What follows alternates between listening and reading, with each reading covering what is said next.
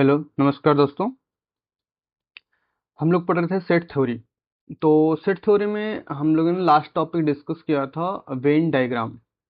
Venn diagram के बारे में मैंने डिस्कस कर लिया था कि वेन डायग्राम सबसे पहले एक स्विस मैथमेटिशियन थे जिनका नाम आयलर्स था। आप काफ़ी फेमस नाम है, आप लोग लगभग सभी लोग जानते भी होंगे, जिनका नाम आयलर्स था।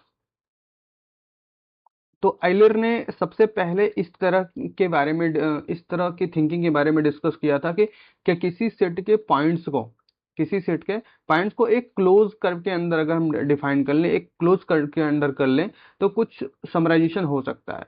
तो ये उन्होंने एक थॉट डेवलप किया था, एक चीजें सोची थी, रिप्रेजेंट करने की कोशिश किया था सेट को किसके अंदर में, क्लोज कर्व के अंदर में। फिर बाद में इन्हीं के थॉट को लेकर बाद में आते हैं एक ब्रिटिश मैथमेटिशियन जिनका नाम था जॉन वेन, जिनका नाम था जॉन वेन। जॉन बेन ने इसको अच्छे से पूरी तरह कैटेगराइज किया, जिसके बारे में हम लोगों ने डिस्कस प्रीवियस लेक्चर में, पहले वाले लेक्चर में कर चुका हूँ कि जॉन बेन ने इसको कैसे डिफाइन किया, किस तरह से रिप्रेजेंट किया, सारी चीजें। ठीक है, उन्होंने जहाँ पे डिफाइन किया वहाँ पे क्या किया, उसको यूनिवर्सल मान रखा था। और जो अलग अलग हमारे क्लोज कर्व ले रहे थे तो उनको सेट सेट मान रखा था। इस तरह से उन्होंने रिप्रेजेंट किया। तो बाद में उसे बेन आयलर्स डायग्राम भी बोला जाता है, लेकिन शॉर्ट में उसको हम क्या बोलते हैं, बेन डायग्राम के नाम से ही जानते हैं। क्लियर। आज हम डिस्कस करने वाले ऑपरेशन ऑन सेट। क्या डिस्कस करने वाले हैं? Operation on set. तो सेट के ऊपर कौन कौन से ऑपरेशन अप्लाई होते हैं, किस तरह से ऑपरेशन अप्लाई होंगे, उसके बारे में हम लोग डिस्कस करने वाले हैं। ठीक है। ऑपरेशन ऑन सेट में सबसे पहला जो ऑपरेशन है यूनियन का ऑपरेशन है। कौन सा operation? Union. Union on set, union of sets. Sets के यूनियन के बारे में हमको डिस्कस करना है कि दो सेट या दो से ज्यादा सेट का अगर हमको यूनियन करना है तो किस तरह से करेंगे और इसका मीनिंग क्या होता है, क्या रिप्रेजेंट करता है। बेसिकली यूनियन का सेंस क्या होता है, जैसे हमने एक सेट ले लिया, ए इज इक्वल टू, हमने कोई सेट लिया 1 2 3 4 5, और बी हमने कोई सेट ले लिया, बी हमने कोई सेट ले लिया 3 5 7 9। अब यूनियन का सेंस क्या होता है, यहाँ पे वो सभी एलिमेंट हमको कलेक्ट कर रहे हैं। यूनियन में हमको वो सभी एलिमेंट्स कलेक्ट करने होते हैं जो क्या होते हैं कि ए में बिलोंग कर रहे हो और बी में बिलोंग कर रहे हैं, या फिर बी में बिलोंग कर रहे हैं। X, that means x belong to A और x belong to B. X A में बिलोंग कर रहा हो, यक्स बी में बिलोंग कर रहा है, ऐसी सिचुएशन को कंटेन करते हैं। अब ध्यान से देखो, यक्स कौन कौन सा ऐसा एलिमेंट है जो ऐसा यक्स जो या तो ए में है या फिर बी में है, तो कौन कौन सा होगा? 1 2 4 5 समथिंग दिस। तो ये हमारा यूनियन कंडीशन होता है। यूनियन में क्या होता है, हम क्या करते हैं, उन सभी एलिमेंट्स को कंटेन कर रहे होते हैं जो हमारे सेट में बिलोंग कर रहे होते हैं, या तो ए में बिलोंग कर रहे होते हैं या बी में बिलोंग कर रहे होते हैं। ठीक है, चलो इसको एक बार डिफाइन कर लेते हैं। डिफाइन करने के साथ साथ हम एग्जाम्पल के साथ अच्छे से समझेंगे क्या चीजें हैं ये, क्या क्या नहीं है। बहरहाल इतना समझ में आ गया होगा कि यूनियन में हमको करना क्या होता है बेसिकली। डन। चलें आगे बढ़े। चलिए, मान लेते हैं दो सेट हमारे पास हैं। Let A and B, A and B are two sets, are two non empty set लिख देते हैं, are two non empty set. बहरहाल इम्पटी नॉन इम्पटी से कोई इफेक्ट नहीं पड़ेगा, बट लिख देते हैं आर, चलो आर टू सेट्स लिख दिया हमने। Then then the set of all, the set of all elements, all elements which belong to A, belong to A or belong to B, belong to B or to both, or to both A and B, या फिर A और B दोनों में belong कर रहे हो, is called the union of set, is called the union of set, union of set। इसको हम क्या बोलते हैं? यूनियन ऑफ सेट्स बोलते हैं। Clear. It is represented by, it is represented by, represented by A union B. इस तरह से इसको रिप्रेजेंट करते हैं, ए यूनियन बी, इस टाइप से इसको रिप्रेजेंट किया जाता है। क्लियर। यूजुअली इसके जब हम पढ़ते हैं, read as A union B पढ़ा जाता है। इसको जब रीड किया जाता है तो कैसे रीड किया जाता है, ए यूनियन बी की टाइप से रीड किया जाता है। बेसिकली समझो, हम लोगों ने यूनियन के बारे में क्या बोला कि हमने दो सेट लिया, सेट ए सेट बी, दो सेट ले लिया। उन दोनों सेट का यूनियन जब लेंगे तो यूनियन किसको बोलेंगे, the set of all element, set of all element which belong to A, ऐसा एलिमेंट जो ए में बिलोंग कर रहा है, ऐसा एलिमेंट जो बी में बिलोंग कर रहा है। कुछ एलिमेंट ऐसे होंगे जो ए और बी दोनों में बिलोंग कर रहे हो, उन सभी का जो कलेक्शन होता है उसको यूनियन बोलते हैं। जैसे एक एग्जांपल की बात करें हम, अभी ऊपर जो हमने एग्जांपल लिया था उसी एग्जांपल को ले लेते हैं। ए इज इक्वल टू हम ले लेते हैं 1 2 3 4 5 6 7, ठीक है। बी इज इक्वल टू हम लोगों ने क्या ले लिया, 3 5 7 9 11। अब अगर हम ए यूनियन बी की बात करें तो ए यूनियन बी में कौन कौन बिलोंग करेगा। पहली बात तो बोला गया ऐसा एलिमेंट जो ए में बिलोंग कर रहा हो या फिर बी में बिलोंग कर रहा हो, वो सभी आएंगे। और ऐसे भी एलिमेंट आएंगे जो दोनों में बिलोंग कर रहे हो। तो सिंपल सी बात है, 1 2 3 4 5 6 7 तो वैसे आ गया, 1 2 3 4 5 6 7। इस तरह से देखो 3 और 5 ये क्या है, दो एलिमेंट, 3 5 7 तीन एलिमेंट ऐसे हैं जो ए और बी दोनों में बिलोंग कर रहे हैं। 1 2 4 6 और उसके अलावा यहां पे कौन बनेगा, 9 और 11, 9 और 11 ये दो एलिमेंट बी के, इन सभी को मिला लिया तो हमारा क्या बन गया, यूनियन बन गया। क्या बन गया, यूनियन बन गया। क्लियर हुई बातें। अगर इसको मैथमेटिकली रिप्रेजेंट करना हुआ तो हम कैसे रिप्रेजेंट करते, 10 A union B is equal to x such that x belong to A और x belong to B. X या तो ए में बिलोंग करना चाहिए या फिर बी में बिलोंग करना चाहिए, कहीं ना कहीं से बिलोंग होना चाहिए। Clearly, clearly x belong to A union B, this implies that x belong to A और यक्स बिलोंग टू बी। बोला जा रहा है कि अगर यक्स बिलोंग कर रहा है ए यूनियन बी में, ये बातें इंप्लाई एंड इंप्लाई करती हैं। इंप्लाई एंड इंप्लाई का सेंस क्या हुआ, अगर ये बात लिखी गई है तो ये सही है, ये बात लिखी गई है तो ये सही है। इंप्लाई एंड इंप्लाई का मीनिंग यही होता है, ठीक है। तो अगर यक्स ए यूनियन बी में बिलोंग कर रहा है, ए यूनियन बी में बिलोंग कर रहा है, तो यक्स ए में भी बिलोंग करेगा या फिर यक्स बी में बिलोंग, दोनों की कंडीशन नहीं। एंड हो जाएगा तो क्या होगा, इंटरसेक्शन की तरफ बढ़ जाएंगे हम। तो हमको इंटरसेक्शन नहीं जाना, हमको यहाँ पे बात करना है किसके लिए, यूनियन के लिए बात करनी है। तो यक्स ए में बिलोंग करे या फिर बी में बिलोंग कर रहा हो, ठीक है। तो दोनों एक दूसरे को इंप्लाई कर रहेंगे। ओके, बातें समझ में आ गई, डन। चलिए आगे बढ़े। अगर इसको हम वेन डायग्राम में रिप्रेजेंट करें, क्योंकि अभी वेन डायग्राम हम लोगों ने पढ़ लिया है, वेन आइलर डायग्राम बोलते हैं, तो इसे शॉर्ट में वेन डायग्राम लिखा जाता है। वेन डायग्राम, वेन डायग्राम में अगर रिप्रेजेंट करें the union of A and B, union of A and B को अगर हम वेन डायग्राम में करें तो हमने एक यूनिवर्सल सेट बना लिया पहले। अब यूनिवर्सल सेट मैंने पहले ही समझाया था कि ये यूनिवर्सल सेट हो गया। अब हमको बताना है ए यूनियन बी में कौन कौन बिलोंग करेगा, ए यूनियन बी में कौन कौन बिलोंग करेगा। तो ए यूनियन बी देखो ध्यान से, ए हमारा सेट ए हो गया, ए हमारा सेट बी हो गया, सेट ए हो गया और सेट बी हो गया। तो सेट ए और सेट बी में कि जितने भी ए में आने वाले एलिमेंट होंगे वो पूरे के पूरे, ए के जितने भी एलिमेंट होंगे वो सभी कहां आएंगे, यूनियन के अंदर में आएंगे, ठीक। जितने बी के एलिमेंट होंगे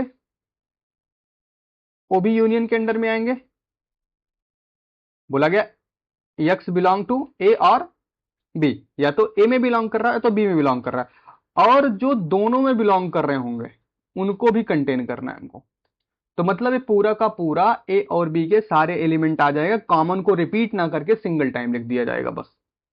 समझ में आया कि जैसे अगर मान लो 2 बिलोंग टू ए है और 2 बिलोंग टू बी है, तो इसको हम दो बार ना लिख के 2 सिंगल टाइम यूज करेंगे, बस यही इतना फर्क है इसमें।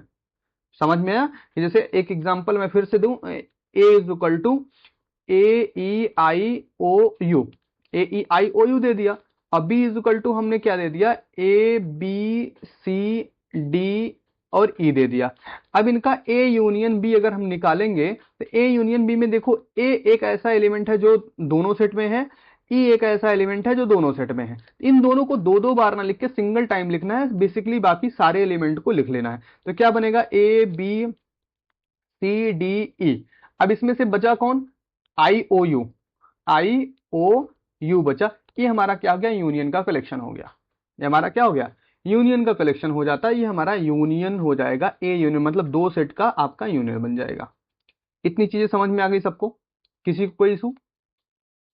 चलिए नेक्स्ट पॉइंट पे आते हैं। जिसको किसी प्रकार का कोई इशू होगा, डिस्क्रिप्शन में आपके पास व्हाट्सअप ग्रुप है, व्हाट्सअप चैनल है, टेलीग्राम चैनल है, वहां से आप ज्वाइन करके अपने क्वेरी को डायरेक्ट फॉरवर्ड कर सकते हो या डायरेक्ट व्हाट्सअप मैसेज कर सकते हो, या फिर आप कमेंट बॉक्स में अपने डाउट्स को बोल सकते हो, वहां से भी आपका डाउट्स पिकअप होगा। नेक्स्ट एक लेक्चर में सॉल्व करा दिया जाएगा उसको।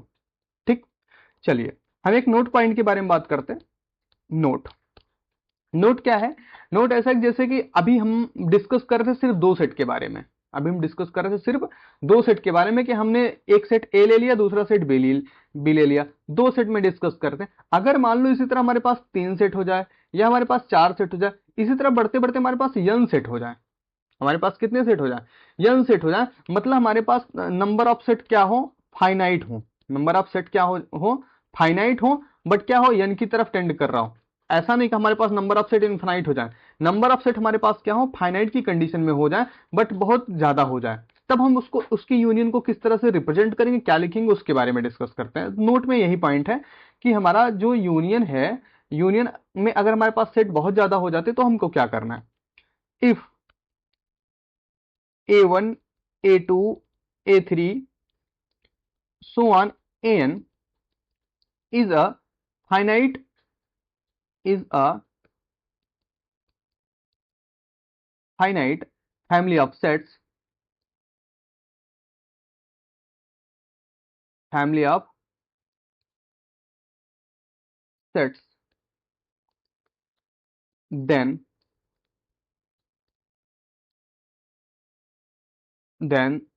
क्या लिख दिया भाई ये, their, then their union is denoted by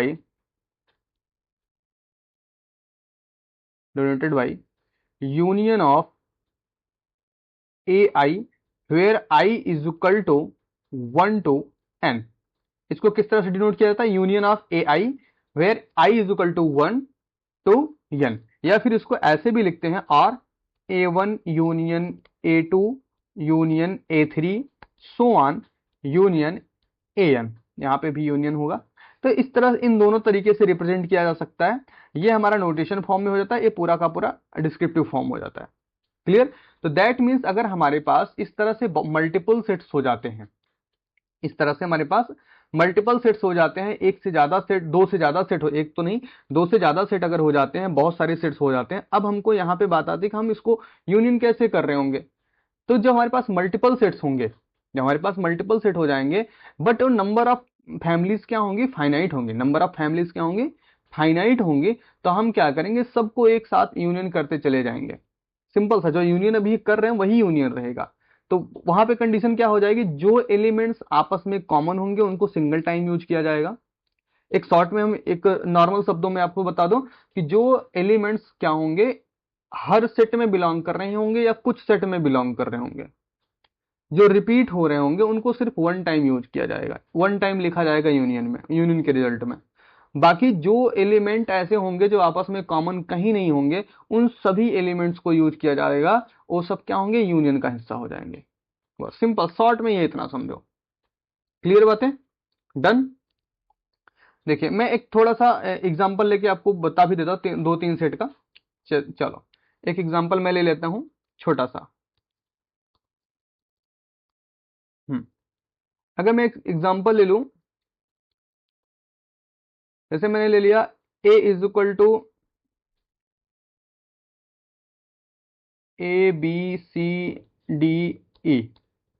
ठीक है। B इज इक्वल टू हमने ले लिया AEIOU। C is equal to हमने टेक कर लिया BCEFG। D is equal to हमने कंसीडर किया ACEG।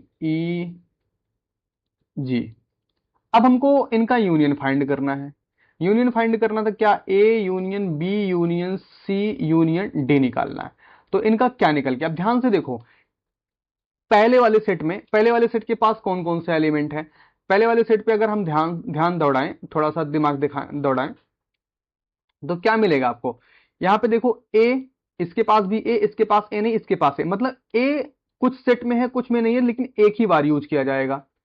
B इसमें है, इसमें नहीं है, इसमें है और इसमें है, मतलब B जो है C के पास है, सेट C के पास है बस। तो है तो कहीं ना कहीं रिपीट में, तो रिपीट होने के बाद डबल नहीं लिखा जाए, सिंगल टाइम जरूर यूज कर लेंगे। बेसिकली इनको हम अगर हम ध्यान से देखें, ABCDE तक तो कंटिन्यू आ जाएगा, ठीक है। F भी आ जाएगा और G भी आ जाएगा, ठीक है। अब इसमें कौन आता है, IOU, तीन एलिमेंट ऐसे हैं जो बहुत दूर के हैं, तो क्या हो जाएगा, G के बाद I हो जाएगा, O हो जाएगा, U हो जाएगा, ये हमारा क्या हो गया, यूनियन हो गया। तो इसी तरह अगर आपके पास फाइनाइट नंबर ऑफ फैमिलीज हैं, फाइनाइट नंबर ऑफ फैमिलीज, तो हम उसका यूनियन इस तरह से फाइंड कर सकते हैं, उसमें कोई इशू नहीं क्रिएट होना चाहिए। बातें समझ में आ गई कि नहीं, क्लियर। अगर हम इसको वेन डायग्राम से समझें, तो हमारे पास चार सेट बनाने पड़ेंगे इस तरह से कुछ, है ना। भाई थोड़ा सा डिफिकल्ट हो रहा है क्योंकि सर्कल, हाँ ये हो गया, ये हो गया। इसको कैसे बनाया जाए, चलो ऐसा बना दिया, ठीक है। ये क्या हो गया, चारों का कॉमन जोन हो गया। इसमें वो एलिमेंट आएंगे जो चार के चारों में होंगे। यहां पे जो एलिमेंट आएंगे किसके किसके होंगे, इस सेट के और इस सेट के। और इस जगह पे जो एलिमेंट आ रहे होंगे उसमें तीन के एलिमेंट होंगे, तो इस तरह से हमारा कॉम्बिनेशन क्रिएट होगा। डन। तो कुछ एलिमेंट होंगे जो चार के चारों में बिलोंग कर रहे होंगे, कुछ एलिमेंट होंगे जो कुछ सेट में ही बिलोंग कर रहे होंगे, इस तरह का कलेक्शन हमारा बनेगा। तो ये हमारा क्या होगा, यूनियन होगा समथिंग। क्लियर, बातें समझ में आई। चलिए आगे बढ़ते हैं। अगला पॉइंट हमारा है arbitrary union of sets. Arbitrary union of set के बारे में डिस्कस करेंगे, आर्बिट्री यूनियन क्या होता है, ठीक। आर्बिट्री यूनियन, कैपिटल लिख देते हैं इसको, इरेज हो जाओ भाई। तो क्या हो गया, नाराज हो गया क्या ये, हाँ। आर्बिट्री यूनियन,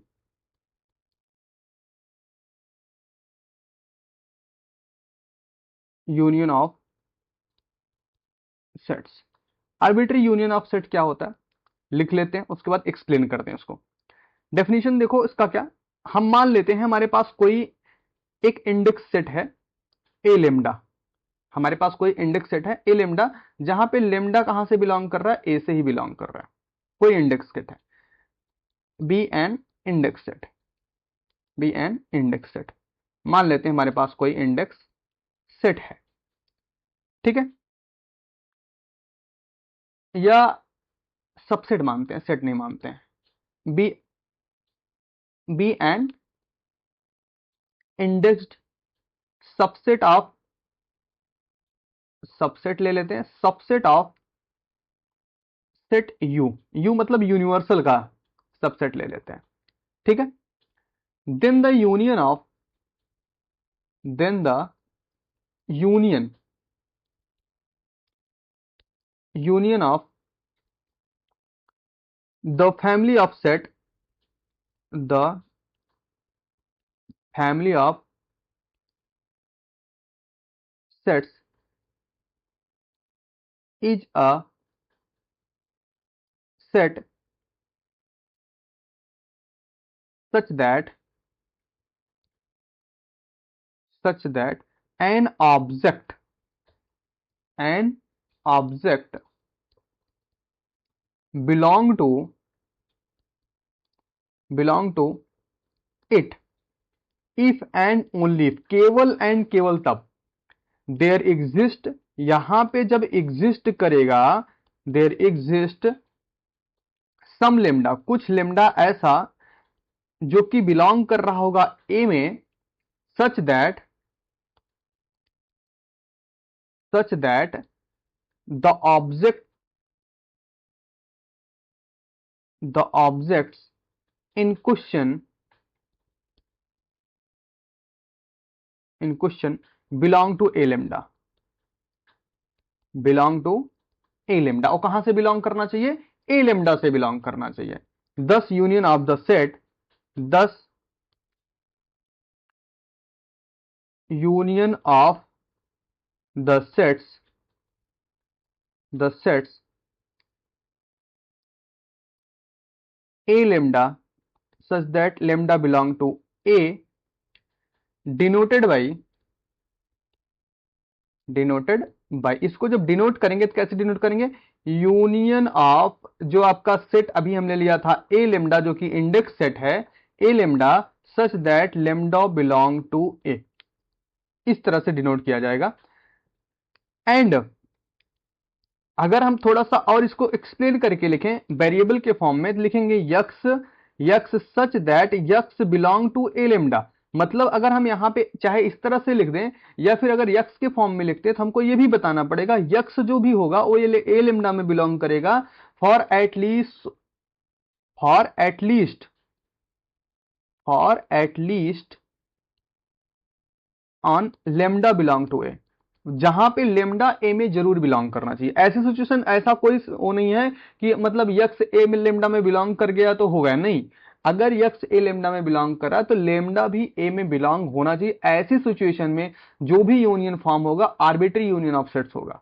वो क्या होगा? आर्बिट्री यूनियन ऑफ सेट होगा, जिसको हम इंडेक्स सबसेट का या इंडेक्स सेट का यूनियन बोलते हैं, जिसको हम क्या बोलते हैं? इंडेक्स सेट का यूनियन बोलते हैं। बातें समझ में आई? अब यहां पे बात आती है, आई थिंक मैंने इंडेक्स सेट के बारे में कोई चर्चा नहीं किया था कि इंडेक्स सेट होता क्या है। ठीक है, कि इंडेक्स सेट के बारे में चर्चा हमने, आई थिंक जहां तक हमको याद है कि अभी किसी लेक्चर में इंडेक्स सेट को हमने डिफाइन नहीं किया है। तो इंडेक्स सेट बेसिकली इतना समझो कि एक ऐसा नॉन इम्पटी सेट, एक ऐसा नॉन इम्पटी सेट। चलो हम थोड़ा सा समझा ही देते हैं इसको, इंडेक्स सेट होता क्या है, क्योंकि काफी लोग कंफ्यूज रहेंगे कि ये इंडेक्स क्या नया झंझट आ गया इसमें, कि इंडेक्स क्या होता है।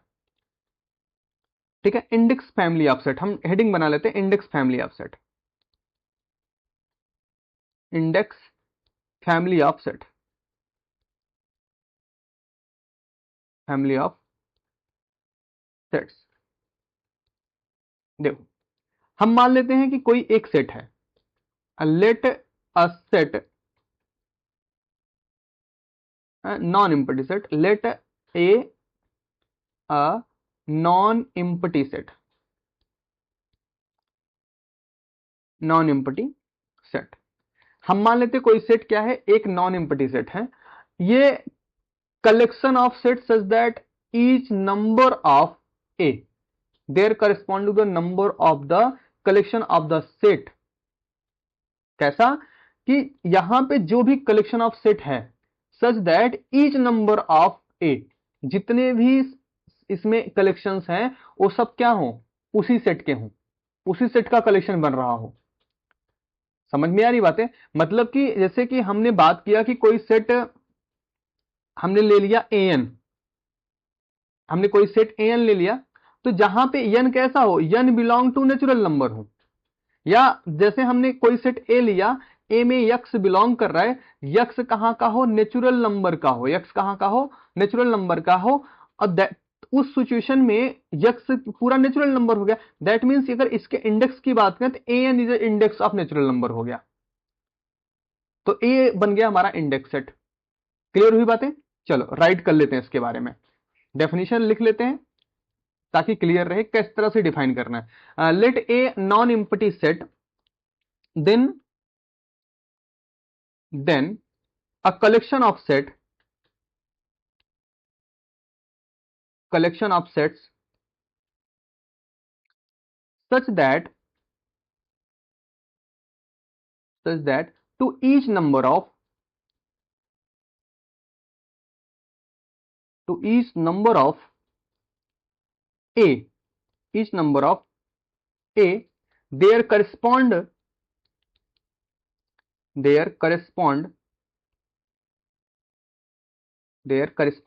a number of collection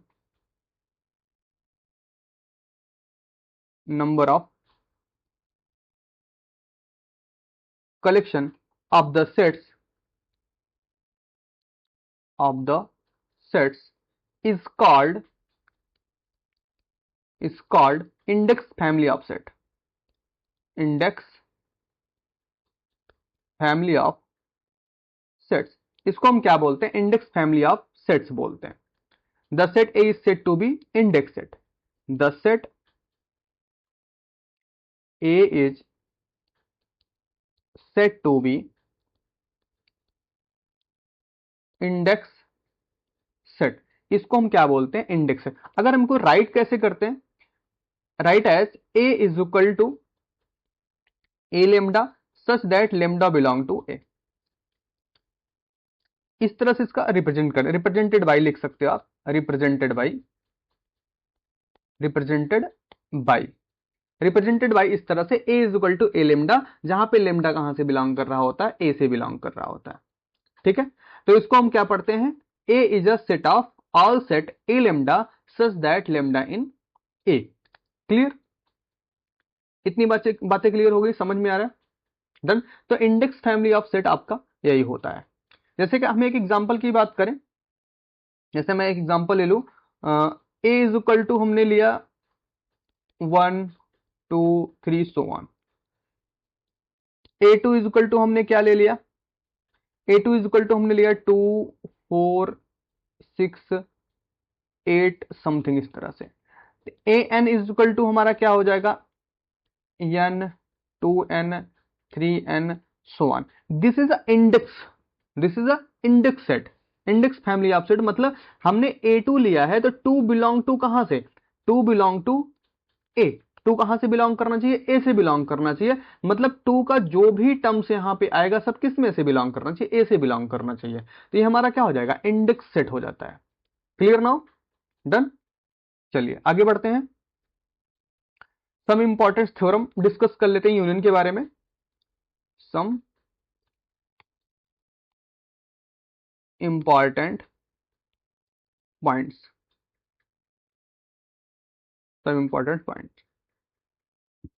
कुछ इंपॉर्टेंट पॉइंट्स है. नंबर 1, पहला हमारा क्या है? थोड़ा सा स्टेटमेंट ड्रॉ कर लेते हैं ताकि आसान रहे समझना. इफ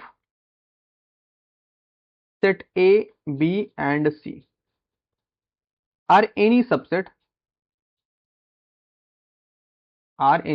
of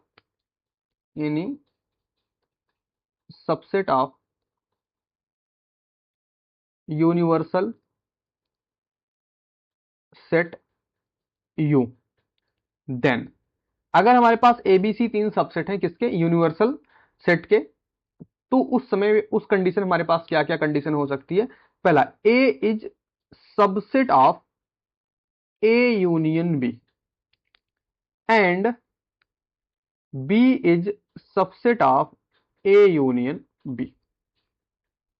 A क्या होगा? A यूनियन B का सबसेट होगा. B भी क्या होगा? A यूनियन B का सबसेट हो. जैसे अगर हम एग्जांपल की बात करें तो A इज इक्वल टू हमने ले लिया, अभी वही एग्जांपल AEIOU ले लेते हैं. ठीक है. B इज इक्वल टू हम ले लेते हैं ABCDE. ठीक है. तो अगर हम ध्यान से देखें तो A यूनियन B में अगर हम बात करें तो A यूनियन B में क्या मिलेगा? A B C D E I O U, ये सभी एलिमेंट मिल जाएंगे. अब बोला क्या जा रहा है? A is subset of A union B. A is a subset of A union B, मतलब A के जितने भी एलिमेंट हैं A यूनियन B में बिलोंग करने चाहिए. तो देखो A बिलोंग कर रहा है, E बिलोंग कर रहा है, I बिलोंग कर रहा है, O बिलोंग कर रहा है. दैट मीन्स ये इंप्लाई करता है A is subset of A union B. दूसरा हमको क्या इंप्लाई कर रहा है? B is subset of A union B, मतलब B के सभी एलिमेंट होने चाहिए ABCDE. ABCDE यहां तक बिलोंग कर गया. ये भी क्या इंप्लाई करता है? B is subset of A union B. E imply कर रहा होता है. समझ में आया? तो इसका एग्जांपल तो मैंने बताया, बाकी सारे हम ऐसे डायरेक्टली लिखते जाएंगे नोट पॉइंट के फॉर्म में 1 2 3 करके। तो आप समझते, इतना तो आप समझदार हो ही, क्योंकि आप मास्टर के बाद पीजीटी देने जा रहे हो, या टीजीटी पीजीटी जो भी आप देने जाओगे, लेक्चरर देने जाओगे, तो इतने तो समझदार हो ही। मैं उम्मीद करता हूं कि इतने तो समझदार हैं आप। तो ए यूनियन ए, मतलब किसी सेट का किसी सेट के साथ यूनियन अगर लिया जाए तो क्या हो जाता है, ए ही आ जाता है। इसको हम क्या बोलते हैं, आइडेम्पोटेंट लॉ भी बोलते हैं। क्या बोलते हैं? आइडेम्पोटेंट लॉ भी बोला जाता है। इसको आइडेम्पोटेंट लॉ भी बोला जाता है। थर्ड पॉइंट हमारा क्या है, अगर ए का यूनियन हम इम्पटी सेट के साथ कर दें, ए का यूनियन अगर इम्पटी सेट के साथ कर दें तो हमको ए फिर से मिल जाएगा। क्यों? क्योंकि इम्पटी सेट में कुछ है ही नहीं है, किससे उसके साथ कौन सा यूनियन करोगे तो हमारा जो ए था ए ही रह जाएगा। इसी को हम क्या बोलते हैं, आइडेंटिटी भी बोलते हैं। इसी को क्या बोलते हैं, आइडेंटिटी बोलते हैं। फोर्थ की अगर बात करें तो फोर्थ हमने ले लिया A union universal set. A union universal set, अगर ए यूनियन यूनिवर्सल सेट लिया तो हमको यूनिवर्सल सेट ही मिलने वाला है। ए यूनियन यूनिवर्सल सेट लिया तो हमको यूनिवर्सल सेट ही मिलने वाला है। फिफ्थ की अगर हम बात करें, नेक्स्ट पॉइंट हमारा, अगर हमने ले लिया A union B is equal to B union A, अगर इस तरह से हो गया, A union B is equal to B union हो, तो this is a commutative law. इसको हम क्या बोलते हैं, कॉम्यूटेटिव लॉ बोलते हैं। कॉम्यूटेटिव लॉ बोला जाता है।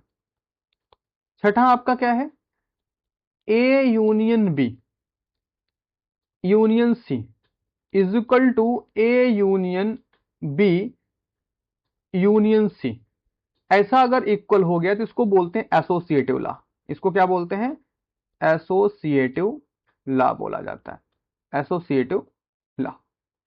इतनी चीजें समझ में आ गई सबको, किसी प्रकार का कोई इशू? डन। तो जितनी थ्योरी हम लोगों ने डिस्कस किया आज, ये टोटल का टोटल किसके बारे में था, यूनियन के बारे में था, कि यूनियन क्या होता है, यूनियन वर्क कैसे कर रहा होता है, यूनियन को हम सॉल्व कैसे करते हैं। बहरहाल अभी इसके बेसिस पे हम क्वेश्चंस को सॉल्व करेंगे।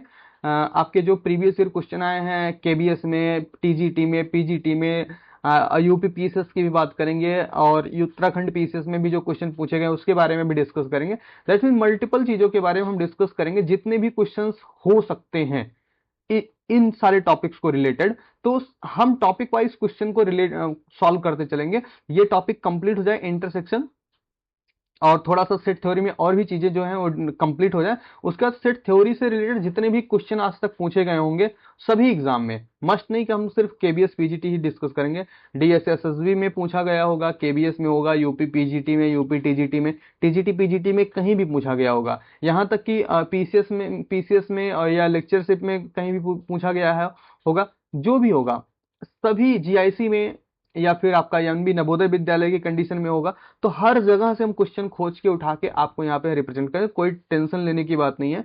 जितने भी पीवाईक्यू आज तक हुए हैं, आई थिंक लगभग सभी पीवाईक्यू हम डिस्कस कर लेंगे यहाँ पे, ठीक है। और टॉपिक वाइज डिस्कस करेंगे, ऐसा नहीं कि बस रैंडम उठाएंगे और सॉल्व करना शुरू करेंगे। पहले हम जो थ्योरी डिस्कस करेंगे उस थ्योरी को अच्छे से सीख लेंगे। उस थ्योरी के बाद उसके टॉपिक से रिलेटेड जितने भी क्वेश्चन आए होंगे, जितने भी हम कलेक्ट कर पाएंगे, मैक्सिमम कोशिश करेंगे जितने भी आए हो सभी कलेक्ट हो जाएं, पहले उसको सॉल्व करेंगे।